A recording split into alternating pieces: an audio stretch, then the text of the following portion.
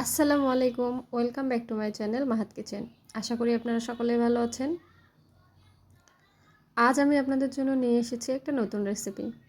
Recipe না ঠিক, কিভাবে আমকে একটু ভিন্নভাবে কেটে উপস্থাপন করা যায় বাচ্চা বা গেস্টদের সামনে, সেটাই আমি আপনাদেরকে দেখাবো। সেজন্য আমি নিয়ে নিয়েছি এটা আমার বাসার একেবারে অর্গ্যানিক, নো কেমিক্যাল এবং গাছে পাকা আম। এই আমটাকে বলে ব্যানানা ম্যাঙ্গো। দেখেন কি অবস্থা। কেমিক্যাল ফ্রি আম কিন্তু খুব একটা স্বচ্ছ এক কালার হয় না, তার গায়ের মধ্যে স্পট থাকবে হালকা করে, আর এর আটিটা অনেক পাতলা। আমটাকে গাছ পাকা খেলে অনেক টেস্ট, তবে আধা কাঁচা অবস্থায় খেলে একটু টক লাগে।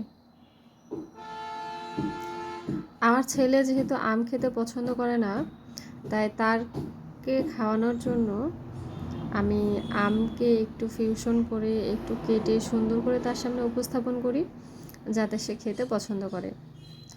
আর তার জন্য করতে গিয়েই মূলত এই ভিডিওটি করা। আমি যখন আমকে স্লাইস করে দিই তখন সে খেতে চায় না, আবার যখন আম এভাবে আমি চামচ দিয়ে কেটে গোল গোল কয়েন আকৃতির বানাই, তখন সে ঠিকই খেতে চায় এবং সেটা খুব তৃপ্তি নিয়ে মজা করে খায়। অনেকেই আছে যারা আম খেতে পছন্দ করে না, চাইলে আপনারা এভাবে আম কেটে তাদেরকে দিতে পারেন। বিশেষ করে বাচ্চারা, বড়রা তো বুঝে যাবে, ছোটরা বুঝবে না, তাদেরকে এভাবে খাওয়ানো যেতে পারে। আরও অনেকভাবে আমকে স্লাইস করে দেওয়া যায়। আমার কাছে যেটা শর্টকাট এবং খুব কম সময়ে কম পরিশ্রম করে উপস্থাপন করা যায়, আমি সেটুকুই করেছি।